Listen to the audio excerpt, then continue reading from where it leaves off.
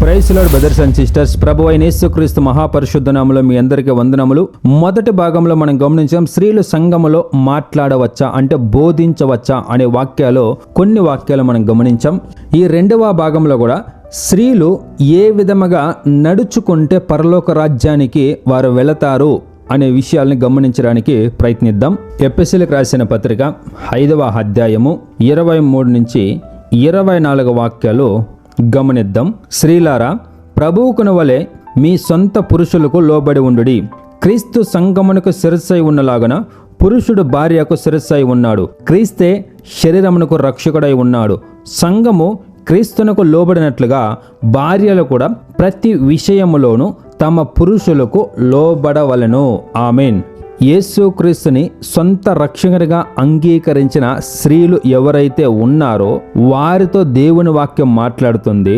స్త్రీలారా, ప్రభువునకు వలె మీ సొంత పురుషులకు లోబడి ఉండాలి అని వాక్యం చెబుతుంది. ఎవరికి లోబడి ఉండాలి? మీ సొంత పురుషులకు అని వాక్యం చెబుతుంది. కానీ వాక్యము బోధించే పాస్టర్కో బ్రదర్కో ఫాదర్కో కాదు, మీ సొంత పురుషులకు మీరు లోబడి ఉండాలి అని వాక్యం చెబుతుంది. ఏ విధంగా? ఒక విషయంలోనా రెండు విషయంలోనా అంటే కాదు, ప్రతి విషయములోనూ తమ పురుషులకు లోబడవలెను. మీరు ఆ విధంగా ఉన్నారా లేదా అని మిమ్మల్ని మీరే పరిశోధన చేసుకోండి. ఇలా విధేయత కలిగి నడుచుకోవడం ద్వారా ఏమవుతుంది అని మనం గమనించినట్లయితే, మొదటి పేతురు రాసిన పత్రిక 3వ అధ్యాయము 1 నుంచి 6 వాక్యాలు గమనిద్దాం. అటువలే స్త్రీలారా, మీరు మీ స్వపురుషులకు లోబడి ఉండుడి. అందువలన వారిలో ఎవరైనను వాక్యమునకు అవిధేయులైతే వారు భయముతో కూడిన మీ ప్రవర్తనను చూసి వాక్యము లేకుండానే నడవడి వలన రాబట్టవచ్చును. జడలు అల్లుకొనుటయు బంగారు నగలు పెట్టుకొనుటయు ధరించుకొనుటయు నను వెలుపటి అలంకారము మీకు అలంకారముగా ఉండక, సాధువు నైనట్టియు మృదువైనట్టి అయిన గుణమును అక్షయ అలంకారము గల మీ హృదయపు స్వభావమును మీకు అలంకారముగా ఉండవలెను. అది దేవుని దృష్టికి మిగులు విలువ కలది.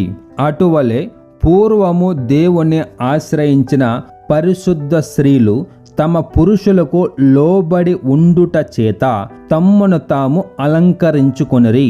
ఆ ప్రకారము సారా అబ్రహామును యజమానుడని పిలుచుచు అతనికి లోబడి ఉండెను. మీరు యోగ్యముగా నడుచుకొనుచు ఏ భయమునకు బెదరక ఉన్న ఎడల ఆమెకు పిల్లలగుదురు. ఆమేన్.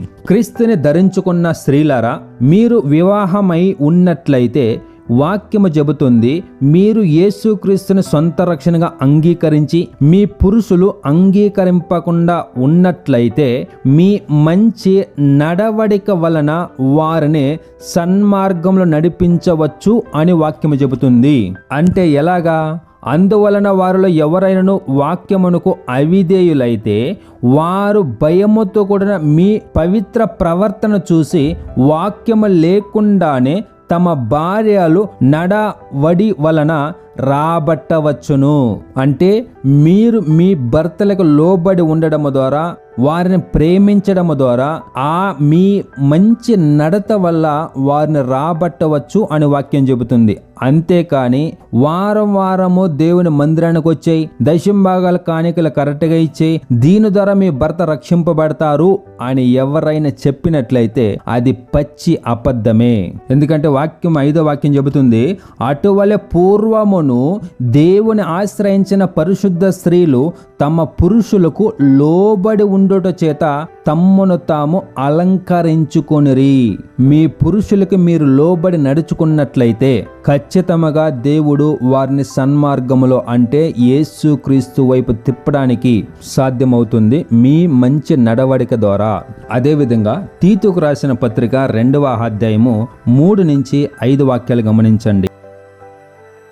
అలాగునే వృద్ధ స్త్రీలు కొండె కత్తులు మద్యపానాస్కులనై ఉండక ప్రవర్తన యందు భయభక్తులు గలవారై ఉండవలననియు దేవుని వాక్యము దూషింపబడకుండానట్లు యవ్వన స్త్రీలు తమ భర్తలకు లోబడి ఉండి తమ భర్తలను శిశువులను ప్రేమించు వారును స్వబుద్ధి గలవారును పవిత్రులను ఇంట ఉండి పని చేసుకున్న వారును మంచివారనై ఉండవలనని బుద్ధి చెప్పుచు మంచి ఉపదేశము చేయువారనై ఉండవలననియు బోధించుము.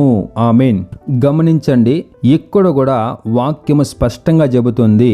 వయసు అయిపోయింది, వృద్ధులైపోయినాం, గున్నగొట్టుతా సాడీలు చెప్తా ఉన్నట్లయితే దీని గురించి వాక్యం ఏమవుతుంది? కొండ కత్తులను మిగులు మద్యపానస్తుకులనై ఉండక ప్రవర్తనందు భయభక్తుల గలవారై ఉండవలననియు దేవుని వాక్యము దూషింపబడకుండానట్లు.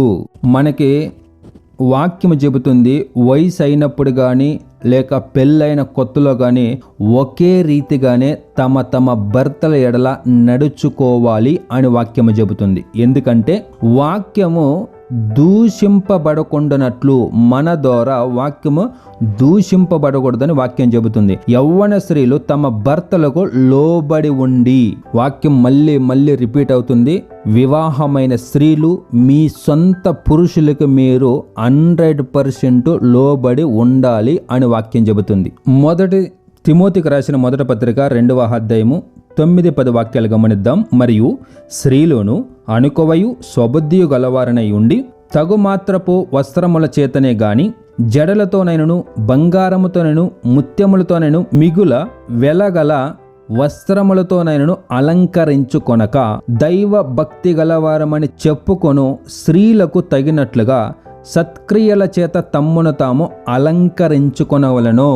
గమనించండి, ఇక్కడ కూడా వాక్యం చెబుతుంది, స్త్రీలు అనుకువయు స్వబుద్ధియు గలవారనై ఉండి అని వాక్యం చెబుతుంది. ఈ విధంగా ఉంటే మాత్రమే క్రీస్తునందు పరలోక రాజ్యానికి అర్హతలుగా మార్చబడతారు.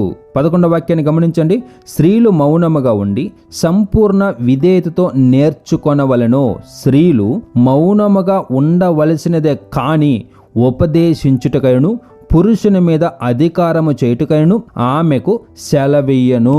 పురుషునికి బోధించడానికి గాని ఉపదేశించడానికి గాని ఆయన పైన అధికారం చేయడానికి గాని క్రీస్తుని విశ్వసిస్తున్న ఏ ఒక్క స్త్రీకి గాని అధికారము లేదు అని వాక్యము ఖచ్చితపరుస్తుంది. స్త్రీ తమ సొంత పురుషునికే ఉపదేశించడానికి అవకాశం లేదు అన్నప్పుడు ఏ విధంగా దేవుడు తన స్వరక్త నుంచి కొన్న సంఘానికి స్త్రీని ఉపదేశించడానికి ఏ విధంగా అధ్యక్షురాలుగా ఆయన పెడతాడు అనేది కూడా ఒక్కసారి మనమే పరిశోధన చేసుకోవాలి. సంఘములలో స్త్రీలు మాట్లాడడానికి ఎటువంటి రూల్స్ దేవుని వాక్యములో లేదు.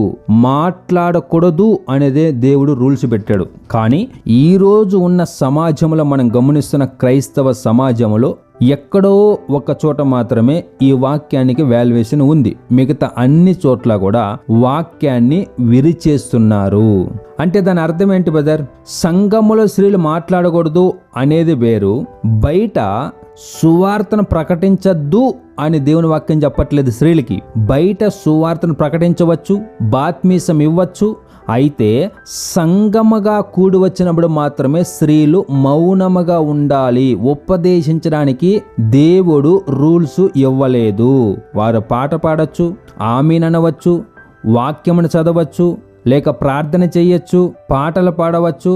కానీ సంఘాన్ని పరిపాలన చేయడానికి కానీ లేక నేను పాస్టర్ అమ్మ అని చెప్పుకోవడానికి కానీ సంఘమునికి వాక్యమును బోధించడానికి 100% దేవుని వాక్యము ఒప్పుకోదు. కనుక స్త్రీలు మీరు క్రీస్తుని అంగీకరించినట్లయితే, మీరు నిత్య జీవానికి వెళ్ళాలని మీ హృదయములో మీరు తీర్మానం తీసుకున్నట్లయితే మీరు చేయవలసిన పని మీ సొంత పురుషులకు లోబడాలండి. సిస్టర్స్, మీ సొంత పురుషులకు లోబడాలి. మా పాస్టర్ చెప్పినట్లు వింటాను, మా ఫాదర్ చెప్పినట్లు వింటాను, మా బ్రదర్ చెప్పినట్టు వింటాను అన్నట్లయితే మీకు శిరస్స మీ భర్త లేక బోధించే వ్యక్తి అనేది మిమ్మల్ని మీరే పరిశోధన చేసుకోండి. ఇంకా చాలామంది క్రైస్తవ సమాజంలో మనం గమనించినట్లయితే ఎంతో మంది తల్లి తండ్రి వారి పిల్లలకు బోధించేదేమరా అంటే, భర్త రక్షింపబడి ఉండడు, భార్యకి కొద్దో గొప్ప సత్యం తెలిసి ఉంటుంది. ఈ తెలిసి ఉన్న సత్యాన్ని ఈ స్త్రీలు వారి అమ్మా నాన్నకి ఫోన్ చేసి వారు యేసుక్రీస్తుని నమ్మి ఉంటారు కనుక వారు ఇచ్చే సలహా ఏమిరంటే నీ భర్తని వదిలి వచ్చేయి, లేకుండా పోతే ఎక్కడైతే మందిరం ఉందో అక్కడ వెళ్ళు అని బోధిస్తుంటారు.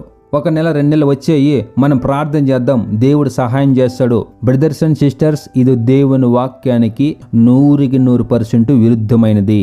మీ పిల్లలకు మీరు బోధించాల్సింది ఏం తెలుసా?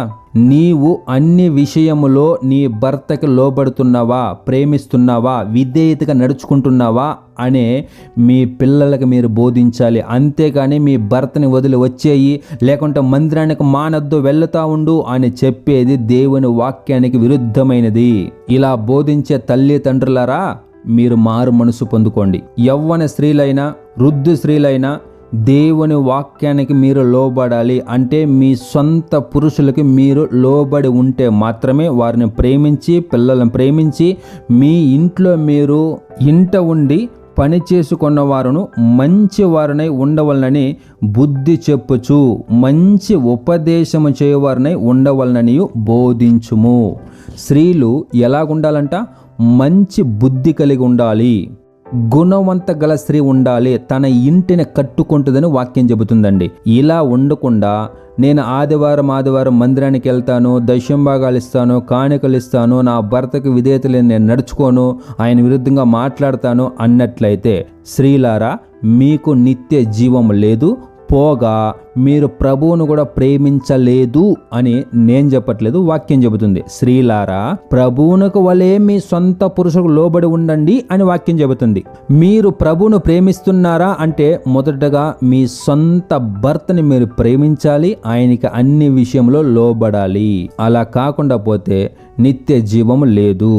మరి ఎవరికైనా డౌట్ రావచ్చు, బ్రదర్ నా భర్త విగ్రహారం చేస్తున్నాడు, నేను దేవుని నమ్ముకున్నాను, మరి నా భర్త చెప్తాడు విగ్రహారం చెయ్యి అని, నేను చేయవచ్చా అని మీరు అడిగినట్లయితే ఆ విషయంలో ఆయనకి సత్యాన్ని చెప్పడానికి ప్రయత్నించండి ప్రేమగా.